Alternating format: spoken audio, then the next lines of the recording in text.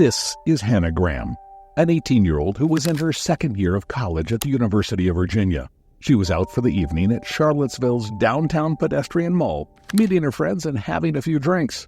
But Hannah ended up heavily intoxicated and all alone. That is when she met a man, and then she was gone. As we begin with Graham's story, we're confronted with shocking questions.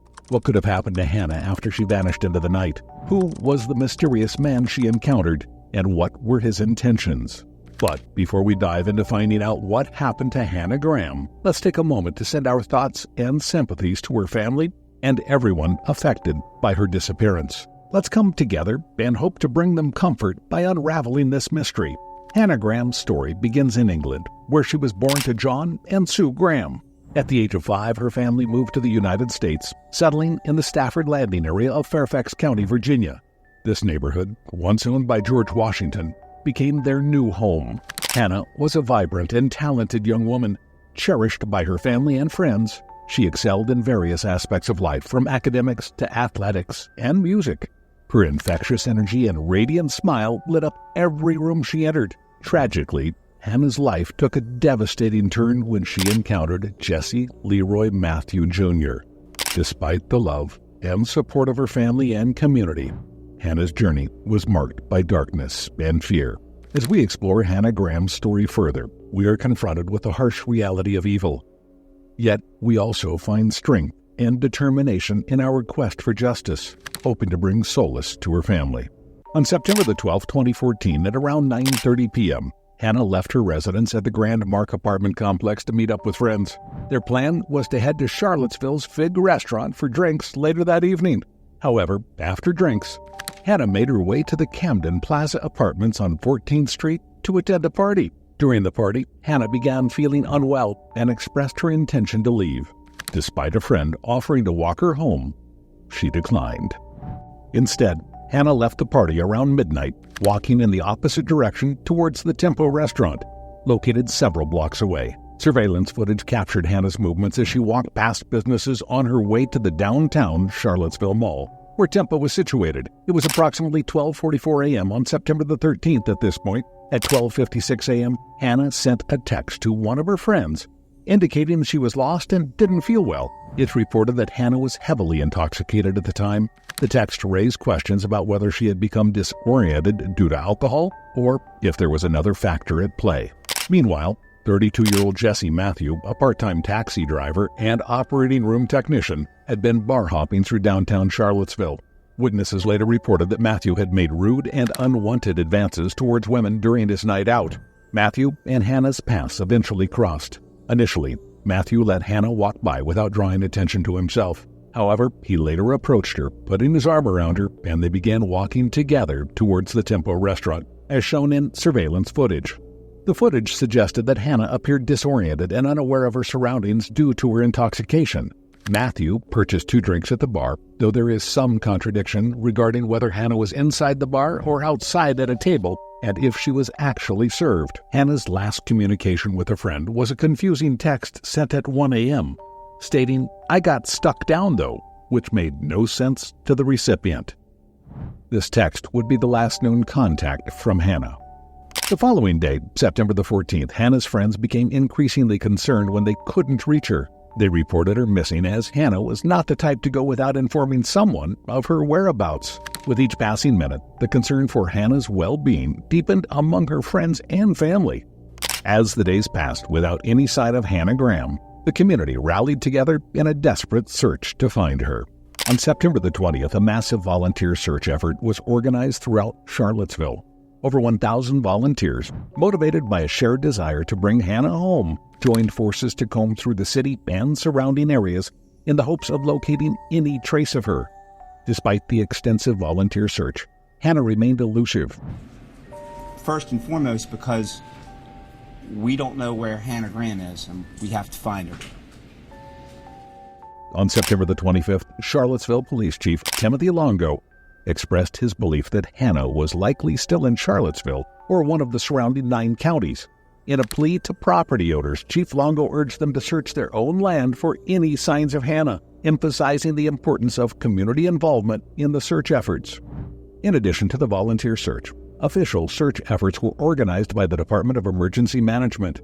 2-person search teams were deployed, and by September the 26th, these dedicated crews had spent a combined total of 44 hours scouring the fields and wooded areas surrounding Charlottesville. Yet, despite their exhaustive efforts, Hannah's whereabouts remained unknown, leaving her loved ones and the community anxiously awaiting any news of her safe return. Meanwhile, during the investigation, detectives pinpointed Jesse Matthews as the main suspect in Hannah's disappearance, as he was the last person seen with Hannah shown in surveillance footage. Matthews' behavior raised alarms. He was seen at places linked to Hannah's disappearance, and he tried to change his identity and flee. They quickly obtained a search warrant to search his apartment. Inside, they found troubling clues. A phone missing its SIM card and shorts with DNA matching both Matthews and Hannah. Hannah's DNA was also found on the passenger side door of Matthews' car, linking him to her. The next day, another search of Matthews' apartment uncovered more evidence: a phone, clothes, and personal items. And then the third search turned up white shorts, a maroon shirt, and a towel stained with something suspicious. Matthew owned an orange Chrysler Sebring, which investigators seized. A bloodhound unit detected Hannah's scent at the rear entrance to Matthews' apartment, the passenger door of his vehicle, and a nearby dumpster. On September the 20th, Matthew visited the Charlottesville PD seeking a lawyer, but refused to speak about Hannah. He left the PD at high speed, prompting a nationwide hunt. It was later revealed that Matthew had obtained a new driver's license and withdrawn most of his money from the bank. As evidence mounted, Jesse Matthew became the focus of the investigation. A shadowy figure with secrets waiting to be revealed. But amidst the certainty of his guilt, one question remained: what was he hiding? On September the 21st, the police issued an arrest warrant for reckless driving by Matthew. On September the 23rd, police offered a $100,000 reward for information relating to Graham's disappearance. And on September the 24th, Matthew was spotted on a Texas beach with his sister's car. He was detained by law enforcement and extradited to Charlottesville, where he was officially listed as a suspect in Hannah's disappearance. On October the 18th, 2014, remains were located in Albemarle County, Virginia, at a property on Old Lynchburg Road. The news shocked the community, dimming hopes for Hannah's safe return. Charlottesville police quickly secured the area, treating it as a crime scene. They began a careful examination for evidence. While the identity of the remains wasn't confirmed, early signs suggested they might be Hannah's. Near the remains, items similar to what Hannah wore when she vanished were found: an inside-out crop top and jeans, and a recovered watch. But crucial items like undergarments, shoes, or a phone were missing. A neighbor reported seeing Jesse Matthews' car parked nearby on the morning of September the 13th, the day Hannah disappeared. Investigators learned Matthew knew the area well from his work as a taxi driver. The remains were taken to Dr. Kevin White, the chief medical examiner at Richmond, for an autopsy. The results were chilling. Hannah's death was caused by violence, likely strangulation or suffocation. The autopsy also revealed 2 nasal fractures. The confirmation of Hannah's identity devastated her loved ones and the community. The vibrant young woman, full of life, had been taken by a senseless act of violence. Investigators made a breakthrough when they linked Jesse Matthew not only to Hannah Graham's murder, but also to another killing. This discovery came through DNA evidence connecting him to a murder that happened in October of 2009, Morgan Dana Harrington's.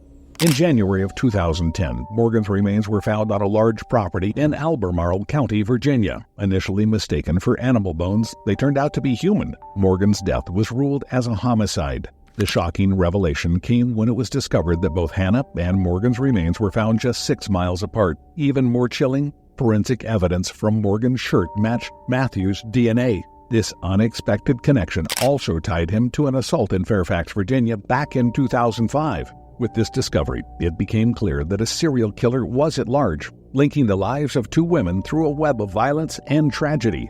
In February of 2015, Jesse Matthews faced serious charges for Hannah's murder, including the possibility of the death penalty.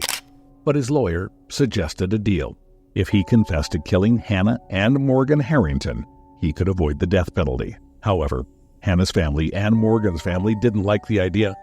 They thought 25 years in prison wasn't enough for what Jesse did. Eventually, in March 2016, Jesse agreed to confess to both murders to avoid the death penalty. At the court, Jesse admitted to everything. He got 4 life sentences in a row, meaning he would never get out of prison. When the judge talked about how brutal Jesse's crimes were, Jesse's mom couldn't handle it and screamed in court. Jesse didn't show much emotion during the trial. He even asked his lawyer to say sorry to the families for him. He wanted them to know he was really sorry for what he did. With Jesse's confession, the families got closure, and Jesse got what he deserved: life in prison. After Hannah's remains were found, UVA students built a memorial to honor her on campus. The World Bank now has an award every year for ideas that stop violence against women, named after Hannah. Plus, there's a scholarship in her name for softball players in Northern Virginia. These initiatives not only honor Hannah's memory, but also serve as a call to action to prevent similar tragedies from occurring in the future. Through collective efforts and ongoing commitment, Hannah's legacy continues to inspire positive change and help make the world safer. As we conclude the exploration of Hannah Graham's tragic case, we're left with lingering questions and a profound sense of loss for a young life cut short. Could Hannah's fate have been different if she hadn't crossed paths with her assailant? It's a haunting thought, but one that underscores the importance of remaining vigilant and looking out for one another. What are your reflections on Hannah's story? Do you have insights or perspectives to share? Join the conversation in the comments below.